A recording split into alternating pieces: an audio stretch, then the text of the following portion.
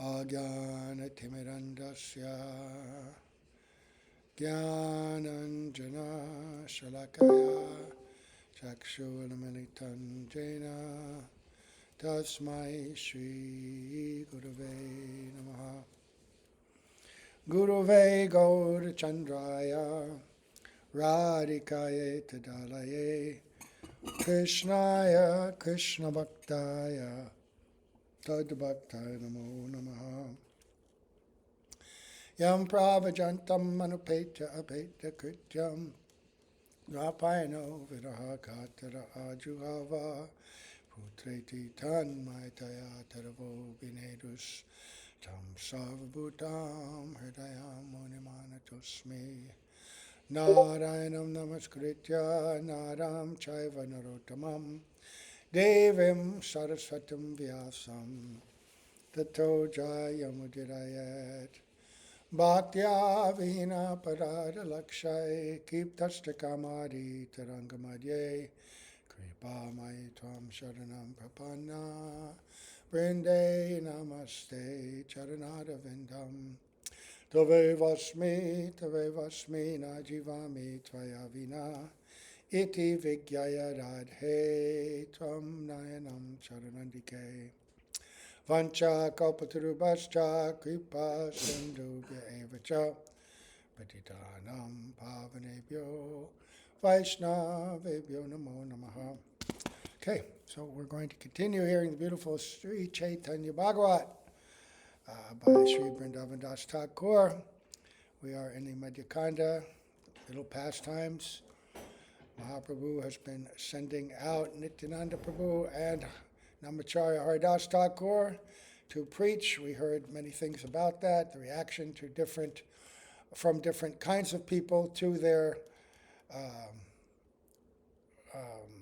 request to please chant the name of the Lord, worship Krishna.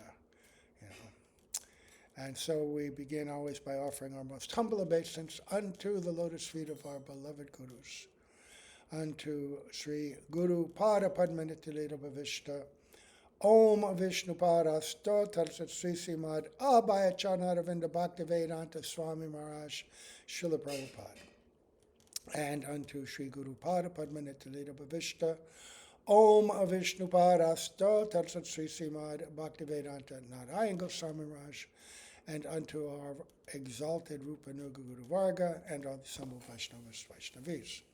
So, after hearing about their going here and there, and in the evening coming back and reporting to Mahaprabhu, Ik dina patte deke dui matoyala, mahadasyu prayadui madhyapavishala. One day they saw two drunkards on the street. The two were fully intoxicated and acted like great rogues. Okay.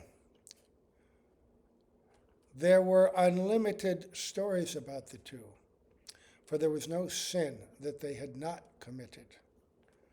Although they were brahmanas, they were always engaged in drinking wine, eating beef, plundering others' wealth, and burning others' houses.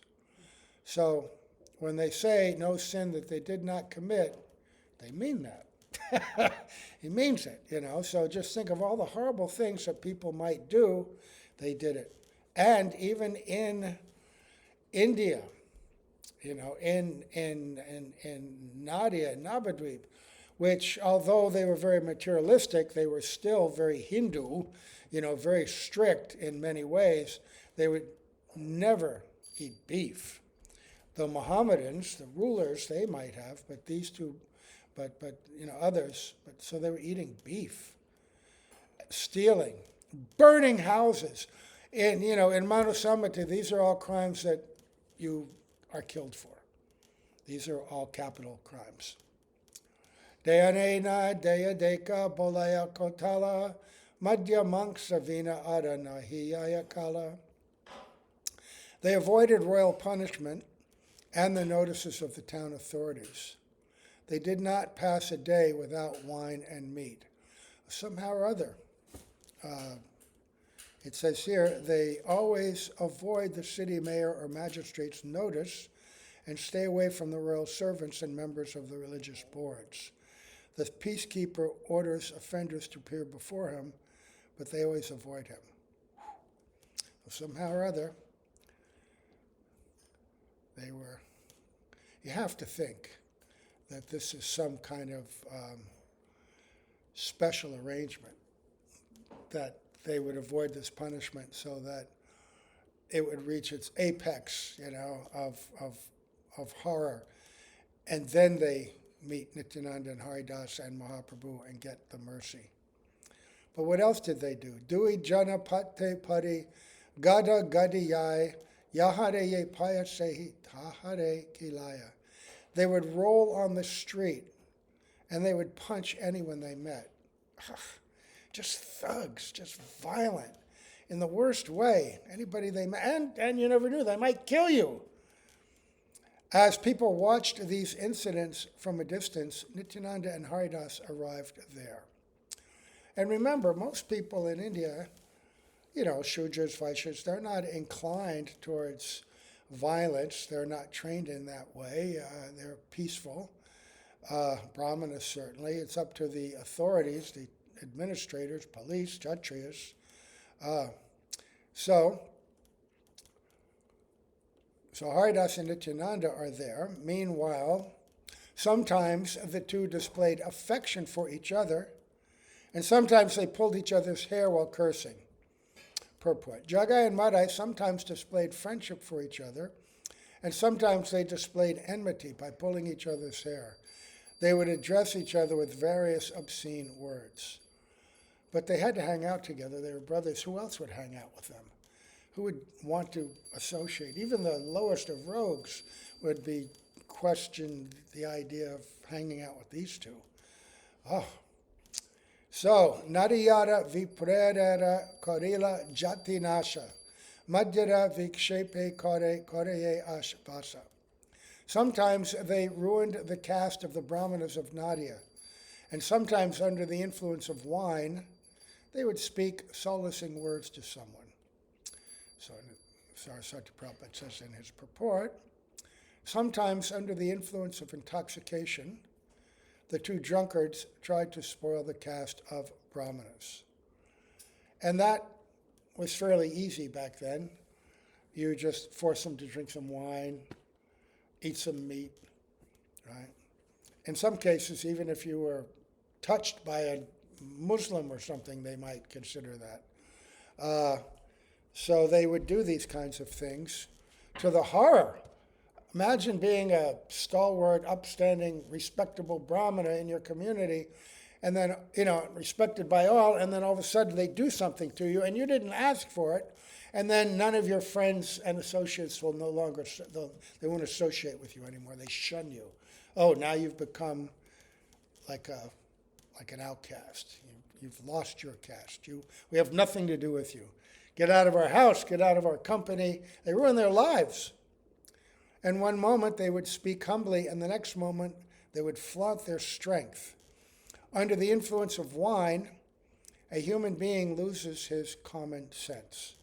Therefore, being devoid of the concept of good and bad, it is natural to sometimes engage in flattery and sometimes speak harshly. Right? The mind is just doing what it will do. No control.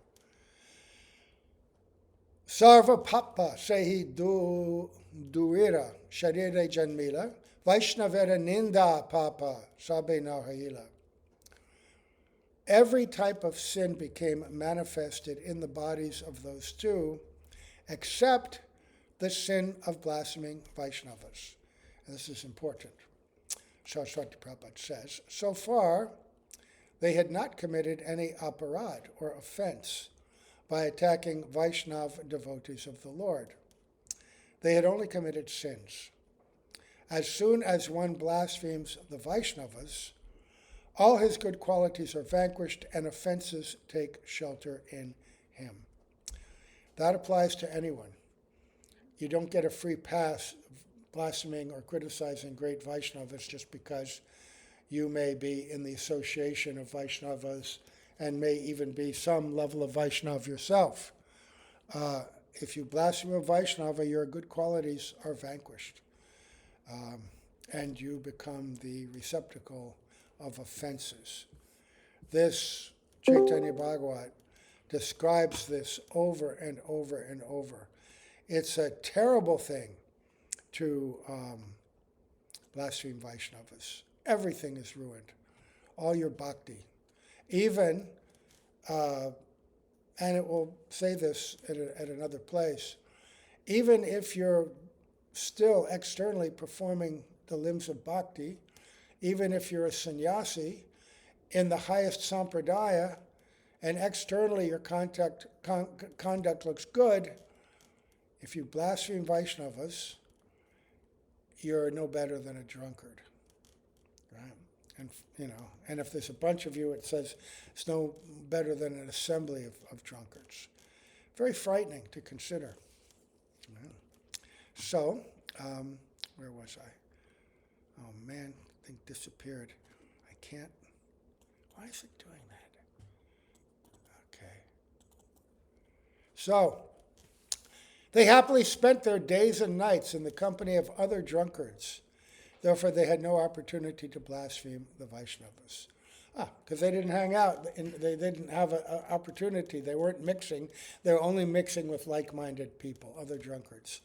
In America, we have bars, and people go to these bars, and every night they associate together like old buddies. Oh, you don't even have shows, comedy shows on TV set in bars, right?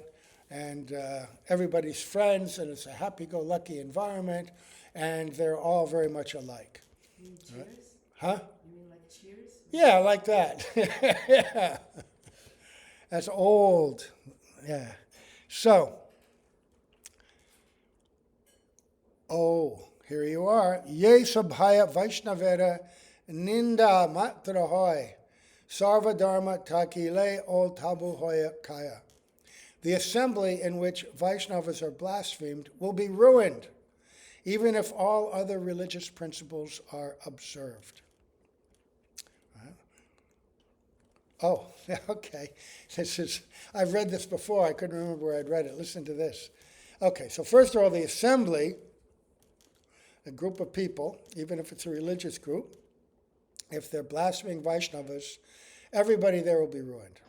Furthermore, sannyasi sabhaya jadi hoya ninda karma madhya pera sabha hoite se sabha adharma. If an assembly of sannyasis indulges in blasphemy, then that assembly is more sinful than an assembly of drunkards. Purport. This is what Bhaktisiddhanta Saraswati Prabhupada says. If the topmost community that abstains from worldly good and evil activities, in other words, they're not even attached to the duties of varnashram dharma, because they're abstaining from that belongs to the highest ashram of the best sampradaya. If they engage in blasphemy of the Vaishnavas, then it is to be understood that such a community is more sinful than a sinful community of drunkards. Because drunkards are only committing sin. They are committing the most serious form of nam aparadha. Right? Sadhu ninda, right?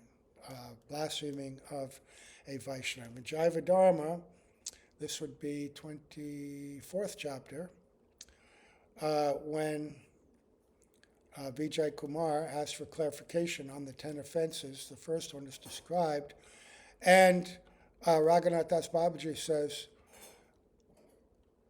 that the Vaishnava, the topmost Vaishnava, who is the carrier of the message of the holy name, who is imbued with Shuddha Nam, who lives it, preaches, teaches it, so dear to Hari. If somebody blasphemes that personality, Sri Nam will not forgive them. Sri Nam is very merciful, but this kind of sin, to blaspheme one who is so dear to Sri Nam, who is Krishna himself, that destroys your ability to practice bhakti. At least for some time. There's descriptions of how one gradually emerges from aparadha. Because frankly, once you take to bhakti, and you gain a little knowledge about chanting the holy name, then there is a stage where we're chanting different kinds of nama aparadha. And so it's very, very important to become conversant in these principles of aparadha and consciously pray to avoid them when chanting. You can read these chapters, 23, 24, 25 in Jaiva Dharma, are all about Shuddhanam, Nam Tattva, Nam Aparadha, and Nam Abhas. I've been listening to them the last few days over and over and over. Usually when I get to that section, I repeat it. I've been hearing it now maybe 3 or 4 times, and I'm going to hear it again because you don't want to blaspheme anybody. Bhaktivinoda Thakur, there's an article in one of the Rays of the Harmonists, can't remember which one, where he talks about Sadhu Ninda, Vaishnava Ninda, and he talks about the gradation of fault. If you blaspheme or criticize anybody, then that's generally a sin, right? But then there are different gradations of Vaishnava.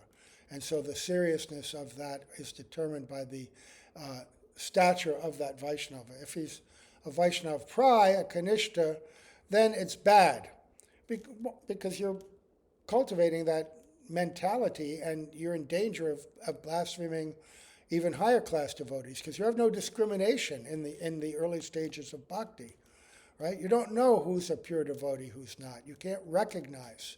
So you shouldn't blaspheme anyone, criticize anyone.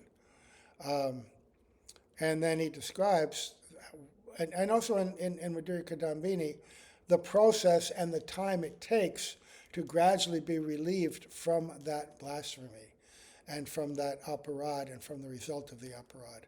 And it requires great remorse, recognition, apology to that person if possible, begging for forgiveness, continually taking shelter of Sri Nam, chanting continually in a mood of regret and a desire to serve the Vaishnavas, to honor Vaishnavas, because bhakti is not separate from relationships, appropriate relationships with different degrees of Vaishnava. That is bhakti, right? Service to Vaishnavas is bhakti.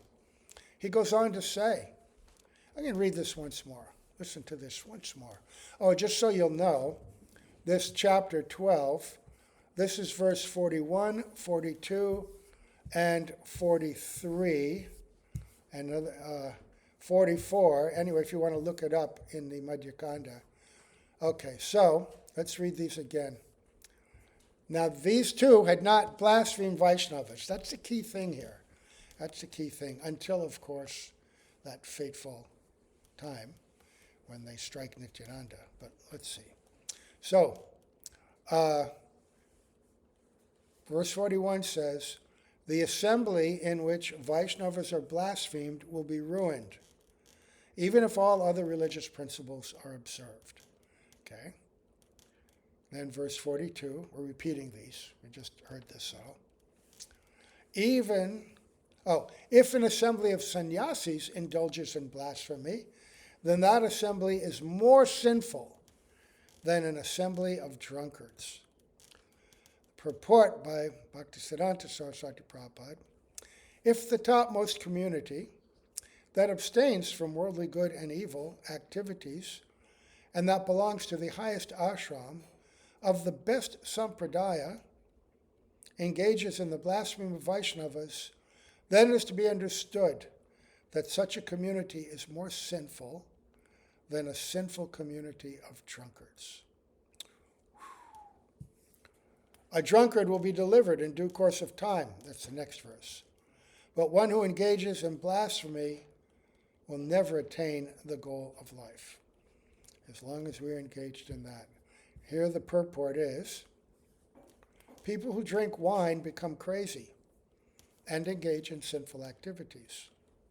Until they give up such bad habits, they continue to engage in sinful activities. If by chance their thirst for drinking wine is checked, they will not further engage in sinful activities. But persons who blaspheme others can never achieve any auspiciousness. In the Srimad Bhagavatam, 11th canto, 28th chapter, 1st verse, it is stated, Para svabhava karmani na prashangsang nagarhayat vishvam ekapmakam pashyan prakritya purushena cha. One should neither praise nor criticize the conditioned nature and activities of other persons. Rather, one should see this world as simply the combination of material nature and the enjoying souls, all based on the one absolute truth. That's very high instruction about how to go through this world, live in this world. Understanding that everything that's going on is a combination of material nature, the modes of material nature, right? And the conditioned living entities who are living in it. This is all created by the Supreme Lord. Everybody has a purpose here. It's like a most complicated mechanism or watch, but all the interactions of people in this world are all based in their pious karma, and all the joy, all the unhappiness, all the good deeds, all the violence, this is all the result of accumulated karma, action and reaction, right? So even if oneself is harmed or disturbed in some way, we try to be tolerant and realize what tatenu kampam susamikshamano. Oh, for some reason, whatever I've done in the past, it's coming back to me now. And so this is a lesson for my purification to teach me tolerance and compassion for others, right? Because I don't like to be treated like this. So therefore, in the future, I will be very careful to treat others, properly, respectfully, being a well-wisher. So, don't criticize. And there is some prescription where describing these faults and sins of others may be appropriate. Bhaktivinoda Thakur says in that same article. And that those three things are, if it's for the benefit of the person or persons themselves, you're trying to instruct and uplift them, and so you're describing it. Or it's for the benefit of a general audience who you're telling the story about. Or if it's for your own upliftment and benefit, purification. You're not pointing those persons and those activities out for any other reason but to understand and to become educated and purified. Right, so you have to be careful about that. So one should carefully consider his, and that's why Bhagavatam, for instance, we hear about the story of Ajamil. He went to Vaikuntha, became a devotee. But there's a lengthy description of his bad nature.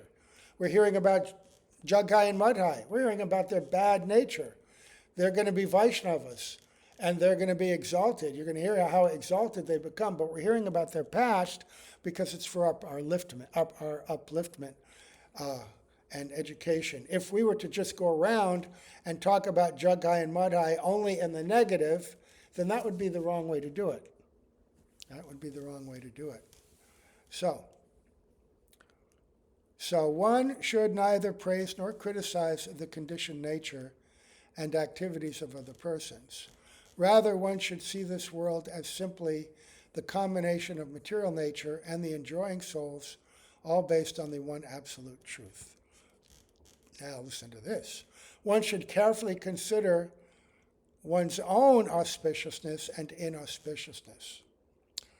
But rather than doing so, those who nourish their sinful propensities by remaining busy in activities like blaspheming others can never achieve any benefit. And what good does it do? It's not going to change those people. And your mind is just focused on their faults. And when you focused on others' faults, it creates a link between you and them. Srila Narayan Maharaj would describe that all the time. And what happens? those faults enter into your heart, right? That sinful nature. So you have to be very self-controlled on that, because you get impatient, right, with people. It's easy to get impatient. Why does this nonsense not do their seva? Why do they not do? He was supposed to do this. He was supposed to do that. He didn't do it. Look at this crummy job they did. And what are you doing? You're just focusing on the negative. Focus on one's own auspicious and inauspicious auspiciousness, right? What do I have to cleanse and purify? And what's working? Where am I, getting some benefit? Those who are busy talking about others can never bring about their own benefit. Since people who are engaged in blaspheming others have no time for their own benefit, they cannot rush towards auspiciousness. What's our time meant to be spent in? Ultimately, our time is meant to be spent in hearing, chanting, and remembering the glories of the Lord in our service. That is the environment we're trying to create. And if we're just living a life or creating a culture of fault-finding and complaining, then we're living in that environment. It's the mud, right? It's actually an intoxicated condition. It's not seeing the truth. It's not seeing reality, distinguished from illusion for the welfare of all, which is what the Bhagavatam is all about, right? So, Shastra Padya O Karo Karo Buddhi Nasha Nityananda Ninda Kare Habe Sarvanasha. Even after studying the scriptures, many persons lose their intelligence and bring about their utter ruin by blaspheming Nityananda. Purport. Even after studying the scriptures, many people lose their intelligence because they fail to accept the beneficial instructions of the scriptures. It is their nature to remain inattentive to the purport of the scriptures because they constantly engage in blaspheming others. You can't absorb, embrace, and live within the content and instruction of the scripture if you're engaged in activity outside of that instruction. Right? If you're living that life of criticism and blasphemy, release that. Drop that from your shoulders, Be peaceful. When you get upset about somebody, you know how much that annoys you when you're meditating on their crummy qualities. You just grind your teeth and think about it all day long. That guy, I used to do that a lot. I do it a lot less. And it's not because I don't care. It's just that I know that there's no benefit in it for them or me. If they wanted to be benefited, they would take steps to be benefited. That's old saying, right? You can lead a horse to water, but you can't make it drink, right? So it's the same way with bhakti, and it's the same way living in a community, especially a spiritual community. Very challenging because it's sort of like communism. It's the only environment that communism actually can flourish because everybody is sacrificing their own individual prosperity and selfish interest for the interest and prosperity of the greater community. And the greater community means service to God, service to Guru, service to Vaisnavas. It's embraced willingly, right?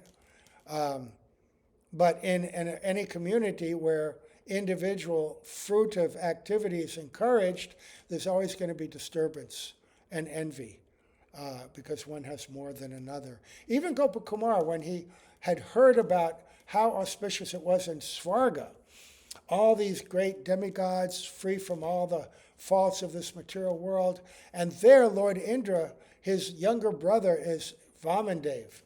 Oh, he wanted to go see the service of Lord Indra and his relationship with Vamandev because he wanted a more intimate relationship with the Lord. And he went there and he saw Lord Indra in an assembly sitting with Vamandev, four-armed form now, very happily interacting with him, and a huge assembly of devotees. demigods were all around, watching, hearing. And the Lord was even more beautiful than he'd seen him before in Puri and his deity forms, because here he was surrounded by devotees. And so that reciprocation of love and affection made everybody more beautiful. But even there, he detected the flaw of envy, because some demigods were higher than others. And so the demigods that didn't have, I mean, even though they were in the midst of the highest enjoyment you can imagine, what it's like in those planets, there are differences. And so envy existed there. He detected that, and it made him a little uncomfortable. So, again, to repeat Bhaktisiddhanta Saraswati, even after studying the scriptures, many people lose their intelligence because they fail to accept the beneficial instructions of the scriptures. It is their nature to remain inattentive to the purport of the scriptures because they constantly engage in blaspheming others. Blasphemy means criticizing, right? Those who blaspheme the origin of all spiritual masters, Jagat Guru Nityananda, by finding fault in his activities, certainly invite inauspiciousness. That is why verses like Justai Sabhava Janitayar and Apichet Sudoracharo, also there's a thing. This Justai Sabhava Janitayar Vapusashta Josai, this is in Rupa Goswami's Sri Upadeshamrita. Napraka tadvam iha bhakti janasya pashyat gangam basamna kalubud buddhapena pankaya brahma dravavatam apagachati nera dharmai. Being situated in his original Krishna conscious position, a pure devotee does not identify with the body. Such a devotee should not be seen from a materialistic point of view. Indeed, one should overlook a devotee's having a body born in a low family, like Haridas Thakur, like all the Western Vaisnavas practicing, a body with a bad complexion, a deformed body, or a diseased or infirm body. Because generally people look at those things and say, oh, the person has bad karma, they're lowly, they're not qualified, right? Generally, Brahmins have good bodily features, because they're born, high birth, good family and all. And so these other symptoms, they see as symptoms of their lack of spiritual quality. But spiritual quality is independent of the bodily condition, right? But most people situated within the structure of Varnashram, they can't see that. So he's instructing, don't judge somebody by that. What do we say? Don't judge a book by its cover, rather its content. According to ordinary vision, this continues the translation, such imperfections may seem prominent in the body of a pure devotee. But despite such seeming defects, the body of a pure devotee cannot be polluted. It is exactly like the waters of the Ganga, which sometimes during the rainy season are full of bubbles, foam, and mud. The Ganga waters do not become polluted. Those who are advanced in spiritual understanding will bathe in the Ganga without considering the condition of the water. Right? Remember, we heard that story the other day about the king who wanted to end the many-year drought in his kingdom, and nothing was working, so he was instructed to go into the forest. There's a great sage, a great devotee, and if you got his blessings, then the drought would end, and you would get his blessings by washing his feet, taking the Charanamrita.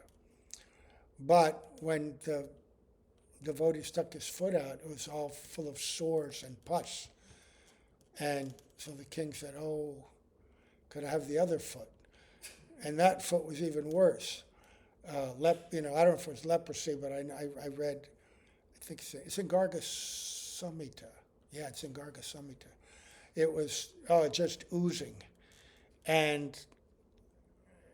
But still, his king was religious and self-controlled, so he washed that foot, but he didn't take the Charanamrita.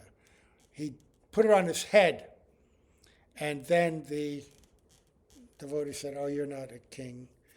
You're envious. You're like a snake. Become a snake." And so he is cursed to become Kaliya, horrible, envious snake.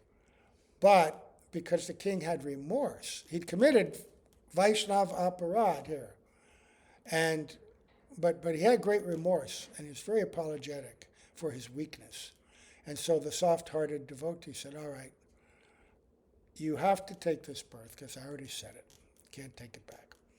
But you will live during the time that Swayam Bhagavan Sri Krishna appears in Vrindavan, and you will go to Vrindavan, and there you will fight with him, and he will purify you, and you will become a devotee." So it took a long time, though, just like we've heard, do something wrong, blaspheme a devotee, it may take some time. He also got the benefit of having devotees for wives. So remorse and regret and willingness to do whatever to absolve the offense, that goes a long way. Especially in Kali Yuga, especially our gurus, they're very merciful. And they know we're stumbling, we're making offenses all the time. But you have to recognize that you have made an offense, and you have to apologize. There's a story, I tell it once in a while. When Srila Prabhupada, I believe he was in India at this time, and he had a servant and had a secretary. His servant was just a humble brahmachari, very nice fellow. He was very nice. Everybody liked him. I think he joined in the West Coast, San Francisco. There's pictures of him in one of the first Rath Yatra films. Very nice fellow. Anyway, he was humbly serving Prabhupada as his servant. And the secretary was a GBC sannyasi, and he was known to have a bit of a temper and yell at people. So one day they were there, and in another room, Srila Prabhupada was in one room, they were in another, and this person was screaming at the poor little servant. And he had position. He was sannyasi, he was GBC, and it's just blasting him. For what? Who knows? Srila Prabhupada heard it, because it went on for some time, and it was really harsh. And he called him in, and he said, "Oh, you have committed such an offense to your godbrother. Even I cannot absolve you from this offense. This will destroy your devotional service.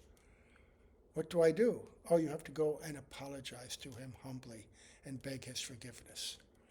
He made him do it. So he did it, And so he was saying that, "Oh, even I can't do this." Now, I think Prabhupada probably could do it. Because I don't know anything that he could not do. But he was pointing something out, how serious this is. And what he was saying is that unless you have great remorse and apologize, I can't or won't do it. I won't protect you from that. So, then he quotes Bhaktisiddhanta Saraswati Prabhupada, "Apichet sudaracharo bhajate mam ananyabhak sadhureva samantavya samyag vyavasito hisa." Now this is one of the most misunderstood and factually misused verses in the Bhagavad Gita.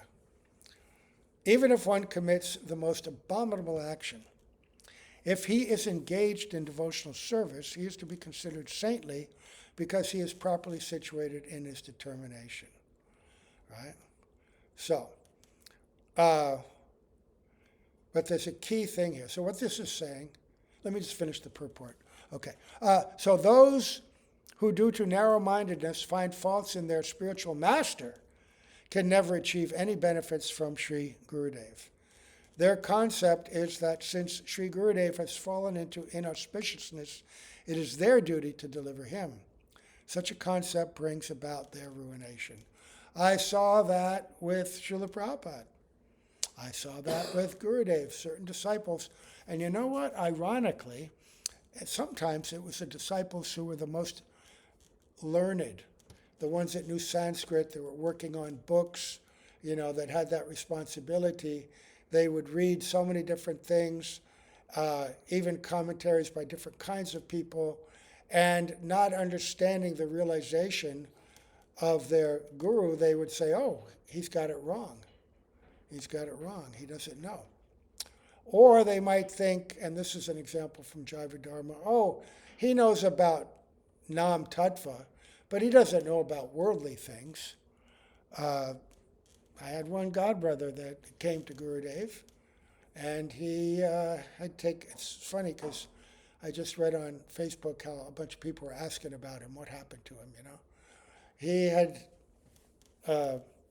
served under Srila Prabhupada, done some significant service, but in the turmoil and trauma of times, like many of us, he left. But then he came back to Gurudev and took sannyas again, but he had this propensity to judge. And, you know, he even told some people, yeah, you know, he knows about spiritual stuff, but he doesn't know about management and worldly affairs. You know, we need to help him out in that regard. You know, he doesn't know anything about Western, you know, on like that. It's an offense. And this spilled over into other areas as well, that kind of mentality. And I had godbrothers who were very expert in Sanskrit, not as expert as they thought, and they criticized Srila Prabhupada, and they left. And they left. And, you know, and Gurudev had some people that also left and become critical of him. Pride cometh before the fall, you know. Janmaisraya Shuta Shribir Edamanamak Baman. You know, the intoxication, the madness that comes from pride in wealth, in beauty, in birth in a high family, in great learning. These things can interfere with your bhakti. You have to, you know, the Krishna's most pleased with the Tama Kinchana Gochadam, those who have nothing but him. My only wealth is my devotion to Krishna. That's my wealth. And all the rest of the stuff, that's illusory. Even my wealth, so-called my wealth, this is the wealth of my guru, this is the wealth of Krishna. It's all meant for their service. So this verse, to go back to it, api chet surduracharo, bhajate mam ananyabhak, sadureva samantavya, samyag vyavasito hisa. Even if one commits the most abominable action, you know, he was su doracharo, right? If he is engaged in devotional service, he is to be considered saintly because he's properly situated in his determination. There's some key words in this. And Vishwanath Chakravarti Thakur parses this very carefully. And bhajate means what he's doing service to me. How? Mam, to me. Ananyabhak. That means he is fully engaged, fully steady in my service. And in the Madhurya Kadambini, this verse is discussed, and the concept is discussed. That what he's saying is that one reaches a certain maturity in bhakti, when you're becoming mature in even the stage of madhyam, and you've given your everything to the Lord, you've entered into nishtha, your nishtha is becoming refined and purified, you're chanting the holy name, you're always engaged, you're very sincere, right? And that's what Krishna sees. But due to the body that we have a body, and due to association with matter for millions of lifetimes, the tendency of that body to commit a sin, either accidentally or just spontaneously, it may come up. Right? And they say that rather delicately. They don't say it in such a way to condone that, hey, it's going to happen, don't worry about it. They say that it may come up. But Krishna, he's seeing the devotion in their hearts, the devotion in their activities. And I consider him my devotee still. Right? And so even that kind of person, we have to be very careful.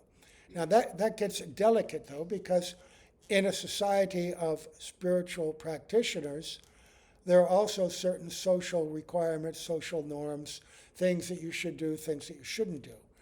And you may be excused by Krishna, but you may have to accept some correction, restriction, punishment through the agency of guru or the authorities in that matter. Srila Prabhupada and Srila Gurudev, they both had agencies to oversee these things, so that senior devotees would consult and figure out what to do in this case.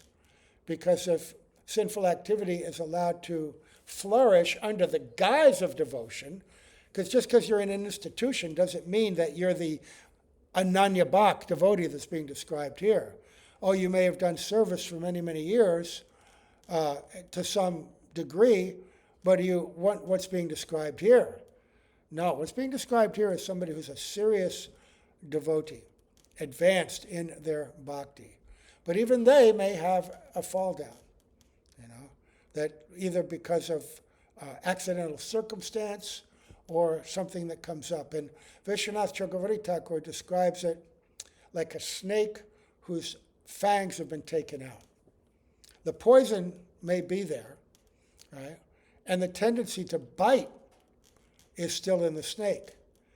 But when it bites, there's no poison transmitted. There's no effect of that. So in our life, it's very difficult to give up all the tendencies that we have. It takes time. It takes practice, it takes discipline. And sometimes something might come up, right? But if you're practicing sincerely and you have remorse and you're taking shelter and you're being transparent, then your bhakti won't be affected.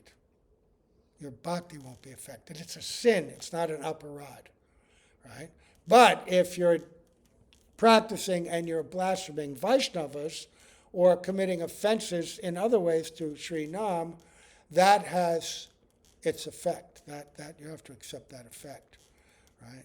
So this is a prelude to Jagai and Madhai, right? What's going to happen to them. So never criticize Sri Guru. We heard two verses. One, they're advanced. They've come a long way. They may not be Mahabhagavats. They may be Madhyam. But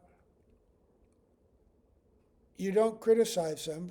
Even if there's some defect, Srila Sridhar Maharaj explained that, say, even you see a guru falls away from devotional practice, but if they're not aparadhis and they're not preaching apasiddhanta, you give some time and you wait, and if they're sincere, they will definitely come back. And if by some chance you have a guru who's only up to a certain platform, but they're not perfected, they're not Mahabhagavat, the fault of lack of knowledge is not a cause for rejection of guru. Lack of meager knowledge, right? And not perfected bhakti. Because a madhyam can give quite a bit. More than we have. But you are allowed, with the guidance and permission of that guru, to seek one who is higher, who can give you more instruction. That's okay. That doesn't violate the relationship in terms of guru-disciple relationship. But we should not, under any circumstances, blaspheme any Vaishnavas, what to speak of Sri Guru. The example of Nityananda in this pastime extends to all gurus because he is Akhanda Guru Tattva. He is the principle and origin of all our gurus. So, and then we hear that the two punched and abused each other as Nityananda and Haridas watched from a distance. Okay, so we're going to pick up here tomorrow. What's going to happen? Now they've come and they've seen these abominable Jagai and Madhai. And now they're rolling on the ground, cursing and punching each other, drunken, wine, drinking from wine pots. And they've been given this mission. Go preach everywhere. And, of course, Mahaprabhu is called Patit Pavan, the deliverer of the most fallen. And so Nityananda is going to think, hey, there's no one more fallen than these two. Let's give it a try. And then there's going to be some humor in this as well. It's a scary pastime, but there's a lot of humor in it also. So we'll stop here. All glories to our beloved Srila Prabhupada, our beloved Srila Gurudev, Bhaktivedanta Narayana Goswami Maharaj, and all the assembled Vaishnavas, Vaishnavis, Gaur Premanande, Hari Bol.